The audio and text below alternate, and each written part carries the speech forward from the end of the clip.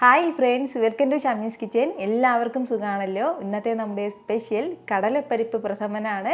സദ്യകളിൽ പലരുടെയും ഫേവറേറ്റ് ആയിട്ടുള്ള ഒന്നാണ് ഈ കടലപ്പരിപ്പ് പ്രഥമൻ. വളരെ രുചികരമായിട്ട് ഇതെങ്ങനെ തയ്യാറാക്കിയെടുക്കാൻ നോക്കാം.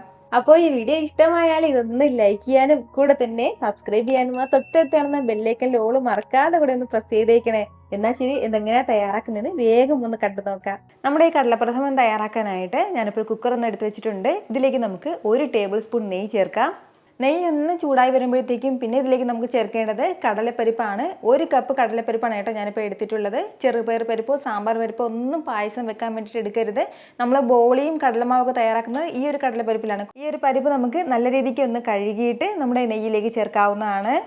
ഗ്രാം അളവിലാണെന്നുണ്ടെങ്കിൽ ഏകദേശം 210 ഗ്രാം അളവിലാണ് ഉണ്ടാവുന്നത്, 1/4 കിലോ ഉണ്ടാവില്ല. ഫ്ലെയിം ഒന്ന് മീഡിയത്തിൽ വെച്ചിട്ട് നല്ല രീതിക്ക് നമുക്കൊന്ന് വറുത്തെടുക്കാവുന്നതാണ്. ഇതുപോലെ നമ്മുടെ പരിപ്പ് വറുത്ത് നമ്മൾ പായസം തയ്യാറാക്കുന്നതാണ് കൂടുതൽ രുചികരം. അപ്പോൾ ഇത് വറുക്കാതെയും വറുത്ത് ഞാൻ തയ്യാറാക്കിയിട്ടുണ്ട് പായസം. അതിൽ ടേസ്റ്റ് കൂടുതലായിട്ട് തോന്നിയിട്ടുള്ളത് ഇതുപോലെ നമ്മുടെ കടലയുടെ ആ ഒരു പച്ച ടേസ്റ്റൊക്കെ മാറ്റി ഒന്ന് വറുത്തെടുത്ത് ചെയ്യുന്ന പായസത്തിനാണ്.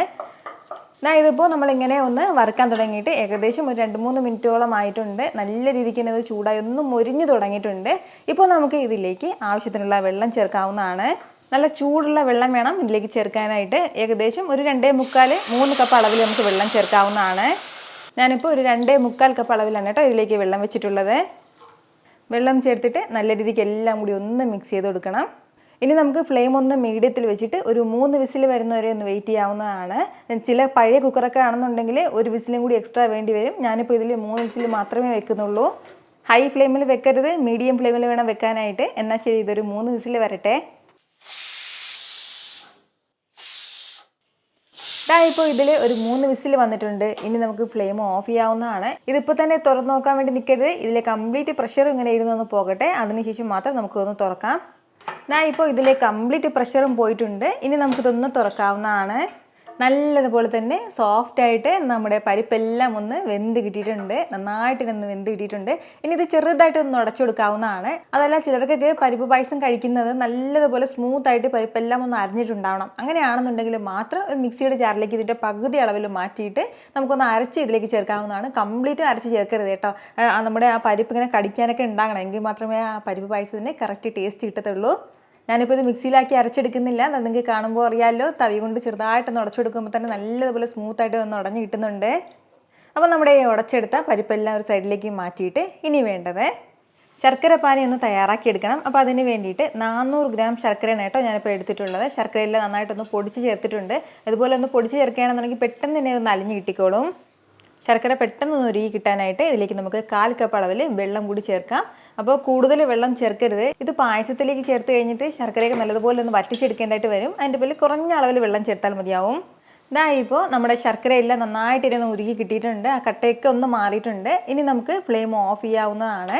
അപ്പോൾ ഇനി വേണ്ടത്, ഇതിന് മുകളിൽ ചെറുതായിട്ട് ഇങ്ങനെ ഒന്ന് പതഞ്ഞ് നിൽക്കുന്നില്ലേ, ഈ പതഞ്ഞ് നിൽക്കുന്നത് നമ്മളൊന്ന് കോരി എടുക്കേണ്ടതായിട്ടുണ്ട്. അത് കംപ്ലീറ്റ് അഴുക്കാണ്. അത് കംപ്ലീറ്റായിട്ട് നമുക്കൊന്ന് മാറ്റാം. അപ്പോൾ പതഞ്ഞ് നിന്നതൊക്കെ ഒന്ന് മാറ്റിക്കഴിഞ്ഞാൽ പിന്നെ നമുക്ക് വേണ്ടത് ഇതൊരു അരിപ്പയിലൂടെ ഒന്ന് അരിച്ചെടുക്കാവുന്നതാണ്. അത്യാവശ്യം പൊടിയും കല്ലൊക്കെ ഉണ്ടാവും, അതിൻ്റെ പേരിലാണ് ഒന്ന് അരിച്ച് മാറ്റി വയ്ക്കുന്നത്.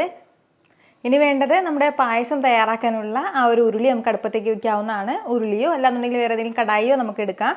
ഇതിലേക്ക് ഒരു 3 ടേബിൾ സ്പൂൺ നെയ്യ് ചേർക്കാവുന്നതാണ്. നെയ്യൊന്ന് ചൂടായി തുടങ്ങുമ്പോഴത്തേക്കും പിന്നെ ഇതിലേക്ക് വേണ്ടത് അരിഞ്ഞെടുത്ത തേങ്ങാ കഷ്ണങ്ങളാണ്. ഞാനിപ്പോൾ ഒരു 3 ടേബിൾ സ്പൂൺ അളവിലാണ് എടുത്തിട്ടുള്ളത്. നല്ല തിന്നായിട്ട് കനം കുറച്ചിട്ടൊന്ന് അരിയാൻ വേണ്ടി പ്രത്യേകം ശ്രദ്ധിച്ചേക്കണം. തേങ്ങയുടെ കളറൊക്കെ ലൈറ്റായിട്ടൊന്ന് മാറി തുടങ്ങട്ടെ. ഇപ്പോൾ നമ്മുടെ തേങ്ങയെല്ലാം നന്നായിട്ടൊന്ന് മൊരിഞ്ഞു തുടങ്ങിയിട്ടുണ്ട്. ഇതുപോലെ കളർ ലൈറ്റായിട്ട് മാറി കഴിയുമ്പോഴത്തേക്കും ഇതിലേക്ക് നമുക്ക് അണ്ടിപ്പരിപ്പ് ചേർക്കാവുന്നതാണ്. 3 ടേബിൾ സ്പൂൺ അളവിലാണ് ഞാനിപ്പോൾ ഇതിലേക്ക് അണ്ടിപ്പരിപ്പ് എടുത്തിട്ടുള്ളത്. ഇപ്പോൾ നമുക്ക് തേങ്ങാ കഷ്ണങ്ങളോ അണ്ടിപ്പരിപ്പൊക്കെ കൂടുതൽ ചേർക്കണം താല്പര്യമുള്ളവർക്ക് കൂടുതൽ ചേർക്കാവുന്നതാണ്. ഇപ്പോൾ നമ്മുടെ അണ്ടിപ്പരിപ്പിൻ്റെ കളറും ലൈറ്റായിട്ടൊന്ന് മാറി തുടങ്ങിയിട്ടുണ്ട്. ഇപ്പോൾ നമുക്ക് ഇതിലേക്ക് മുന്തിരി ചേർക്കാവുന്നതാണ്. 2 ടേബിൾ സ്പൂൺ അളവിലാണ് കേട്ടോ ഞാനിപ്പോൾ മുന്തിരി എടുത്തിട്ടുള്ളത്. കറുത്ത മുന്തിരിയാണ് എടുത്തിട്ടുള്ളത്. സാധാരണ മഞ്ഞ കളറിലുള്ളതാണെങ്കിൽ അതും ചേർക്കാം. മുന്തിരി ചേർത്ത് നന്നായിട്ടൊന്ന് വഴറ്റി കൊടുക്കാം. മുന്തിരിയെല്ലാം ഒന്ന് പെരുകി വരട്ടെ. നമ്മുടെ മുന്തിരിയെല്ലാം ഈ ഒരു രീതിക്ക് ബോൾ പോലെ ഉരുണ്ട് വരുമ്പോഴത്തേക്കും ഇതെല്ലാം നമുക്ക് മാറ്റി ഒരു പ്ലേറ്റിലേക്ക് എടുക്കാവുന്നതാണ്. ബാക്കി വന്ന ഈ നെയ്യിലേക്ക് നമ്മൾ നേരത്തെ വേവിച്ച് മാറ്റി വെച്ചിരുന്ന നമ്മുടെ പരിപ്പ് ചേർക്കാവുന്നതാണ്. പരിപ്പ് ചേർത്ത് കൊടുത്ത ഉടനെ തന്നെ ഒന്ന് ഇളക്കി കൊടുക്കാം. ഇനി ഇത് നന്നായിട്ടൊന്ന് തിളച്ച് വരട്ടെ. ഇപ്പോൾ നമ്മുടെ പരിപ്പെല്ലാം നന്നായിട്ട് തന്നെ ഒന്ന് തിളച്ച് തുടങ്ങിയിട്ടുണ്ട്. അപ്പോൾ ഇതുപോലെ ഒന്ന് തിളച്ച് തുടങ്ങുമ്പോഴത്തേക്കും ഇതുപോലെ ഒരു 1/4 കപ്പ് ചവ്വരി ഞാനിപ്പോൾ 1 മണിക്കൂർ വെള്ളത്തിലിട്ട് നന്നായിട്ടൊന്ന് കുതിർത്തെടുത്തിട്ടുണ്ട്. കുതിർത്തെടുത്ത ചവ്വരി വേണം കേട്ടോ നമ്മൾ ഇതിലേക്ക് ചേർക്കാനായിട്ട്. നമ്മളിപ്പോൾ കുതിർക്കാതെയാണ് ചവ്വരി ചേർക്കുന്നതെങ്കിൽ ശർക്കര പാനി ചേർത്ത് കഴിഞ്ഞാൽ പിന്നീട് ചവ്വരി വേവുകയില്ല. ചെറുതായിട്ട് മാത്രം ഒന്ന് വെന്ത് കിട്ടുന്നല്ലാതെ നല്ല ഫുള്ള് കംപ്ലീറ്റ് ആയിട്ട് വേവില്ല കേട്ടോ. അതൊന്ന് പ്രത്യേകം ശ്രദ്ധിച്ചേക്കണം. കുതിർത്ത് തന്നെ നമ്മൾ ചവ്വരി ചേർക്കണം. ചവ്വരിയും ചേർത്ത് നന്നായിട്ടൊന്ന് തിളച്ച് വന്നിട്ടുണ്ട്. ഒരു 2 മിനിറ്റ് കൊണ്ടൊന്ന് തിളച്ചിട്ടുണ്ട്. ഇപ്പോൾ നമുക്കിതിലേക്ക് ശർക്കര പാനി അരിച്ച് ചേർക്കാം. ശർക്കര പാനിയും ചേർത്ത് എല്ലാം കൂടി നന്നായിട്ടൊന്ന് മിക്സ് ചെയ്ത് കൊടുക്കാവുന്നതാണ്. നമ്മൾ എടുക്കുന്ന ശർക്കര കുറച്ച് കറുത്ത ശർക്കരയാണെന്നുണ്ടെങ്കിൽ പായസത്തിൻ്റെ കളർ കുറച്ച് കൂടുതലുണ്ടാവും. വെള്ള ശർക്കരയാണെന്നുണ്ടെങ്കിൽ ലൈറ്റ് കളറായിരിക്കും നമുക്ക് കിട്ടുന്നത്. നമ്മുടെ ഈ ശർക്കര പാനി ചേർത്ത് ഏകദേശം ഒരു 3-4 മിനിറ്റോളം ഒന്ന് തിളപ്പിക്കണം. ഇതിപ്പോൾ ഇങ്ങനെ ഒന്ന് തിളയ്ക്കാൻ തുടങ്ങിയിട്ട് ഏകദേശം ഒരു 3 മിനിറ്റോളം ആയിട്ടുണ്ട്. കൈയെടുക്കാതെ തന്നെ നമ്മൾ ഇളക്കി കൊടുത്തുകൊണ്ടേയിരിക്കണം. പായസം ഇങ്ങനെ അടുക്കി പിടിക്കുകയാണെന്നുണ്ടെങ്കിൽ ആ ടേസ്റ്റ് പാടെ മാറിപ്പോവും. ഫ്ലെയിം എല്ലാ സമയത്തും മീഡിയത്തിലാണ് കേട്ടോ വെച്ച് കൊടുത്തിട്ടുള്ളത്. അപ്പോൾ ഇതുപോലെ നന്നായിട്ടൊന്ന് തിളച്ച് കുറുകി വരുമ്പോഴത്തേക്കും ഇതിലേക്ക് നമുക്ക് തേങ്ങാപ്പാൽ ചേർക്കാവുന്നതാണ്. നമ്മൾ പരിപ്പ് അളന്ന കപ്പിൽ 2.5 കപ്പ് അളവിലാണ് കേട്ടോ ഞാനിപ്പോൾ തേങ്ങാപ്പാൽ എടുത്തിട്ടുള്ളത്. 2ാം തേങ്ങാപ്പാലാണ് എടുക്കുന്നത്. 1ാം തേങ്ങാപ്പാൽ 1 കപ്പ് മാറ്റി വെച്ചിരിക്കുകയാണ്. അത്യാവശ്യം വലിയ തേങ്ങയിൽ 1 തേങ്ങയാണ് കേട്ടോ ഞാനിപ്പോൾ എടുത്തിട്ടുള്ളത്. മീഡിയം സൈസ് തേങ്ങയാണെന്നുണ്ടെങ്കിൽ 1.5 തേങ്ങ വേണ്ടി വരും. തേങ്ങാപ്പാൽ ചേർത്തിട്ട് നല്ല രീതിക്ക് എല്ലാം കൂടി ഒന്ന് ഇളക്കി യോജിപ്പിച്ച് കൊടുക്കാം.